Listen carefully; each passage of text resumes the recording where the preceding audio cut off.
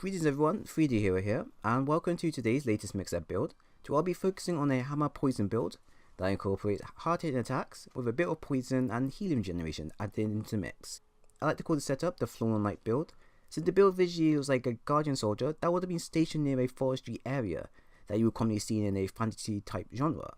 Also, the fact that the setup allows you to recover health upon hits, which then boosts your attack even more, and allow you to apply poison to the monster continuously as you attack them relentlessly, which seemed to fit the role of a forest knight gone berserk quite well. Now, focusing on what we have build wise, using the Biona Flora hammer will be your weapon of choice, as I find it has everything that you would want when you want a middle ground for both damage and poison application. Currently, the Biona hammer is pretty strong without any damage boost or skills applied to it, and the poison build-up built into the weapon is also relatively good without any skills added to it to further increase it.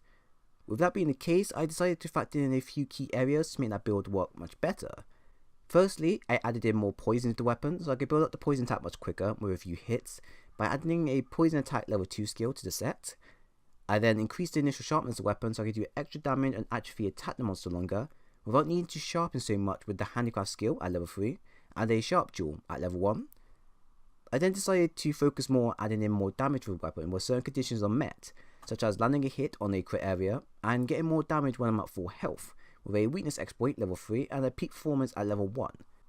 The hammer comes with 2 augmentation slots that further give you the option to apply even more damage, affinity or a health augmentation, that can prove useful for keeping the peak performance skill active. I've also put on an affinity augmentation to increase the damage even further with the weapon when landing crit hits, as this extra boost of damage upon crit hits will be very noticeable in terms of damage, and will push your affinity hits to 90%, which is pretty powerful in its own right. Overall, this should push your hammer sharpness a bit more on the blue sharpness side, raise your poison alignment to 600, which can be pushed even more, but I feel like you've got enough at this point, and push your overall attack to 1014. Now the skills we have left over are the recovery speed up, which is a boost from the Val Hazard chest and a recovery jewel, the health boost up, which are all added on via vitality jewels I had, 1 critical boost via a jewel, and 1 brace jewel via a jewel. The extra bit of boost in recovery speed is useful for covering up small red areas of my health in the fray of things, and can allow me to be more aggressive with my attacks, as the health augmentation from my weapon can fill in the gap relatively quickly, if I manage to chain them properly. Although the recovery speed isn't the fastest, it's still useful for covering up as much red areas against monsters such as Val Hazard, that has the ability to have your health upon his attacks, and once you heal your blight, it will leave a massive red portion of your health to recover. The extra boost in overall health also comes in handy for aggressive play. Like mentioned, with a huge amount of health present, it means I can attack the monster more aggressively and not worry about my health going too far down. Even if it does go down by a small or large portion, I can recover my health back easily by doing big hits like the hammer charge attacks or the big bang attack. As long as it's heavy hitting, I can gain back that portion with ease. The critical boost jewel was added on for that extra crit damage, and the brace jewel was added on so I could stop getting tripped by small monsters' attacks while I'm attacking them, but also for multiplayer use as well, as hitting a monster and getting tripped by a longsword or a dual blade user every time is honestly the most eye-twitching annoyance I have ever faced. If you use this in solo instead, then you will leave you with a free level 3 slot of your choice. So depending on what you're doing at the current moment, if you're going to be soloing, you can take the brace jewel off and go with something else, or if you're going to multiplayer, I recommend you put the brace jewel on because you will really need it in most fights. With the skills and decoration added to the set, it will allow the hammer to produce high damage upon major hits, while also adding on more damage to the monster via the poison application, which can make a lethal combo against monsters weak to poison. Against monsters weak to poison via 3 stars, it will tick around 20 damage each time, to around 5 ticks before wearing off. 2-star monsters will tick around 15 to 18, and 1 star will be around 10.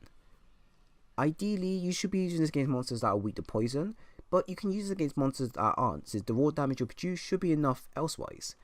I also recommend you bring a rock-steady mantle with you, so you can hit the monster aggressively without being stunned by the monster's roar, and get a few hard hits in before they attack. Lastly, try and use the charge attack level 2 and 3 to produce most of your damage, and also apply the poison to the monster much quicker,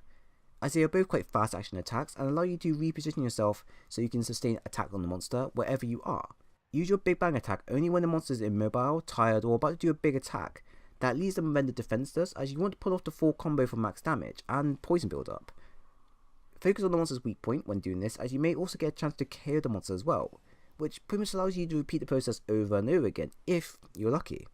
This is a general build that I tend to use against generally any monster in game, whether they're weak to poison or not weak to poison.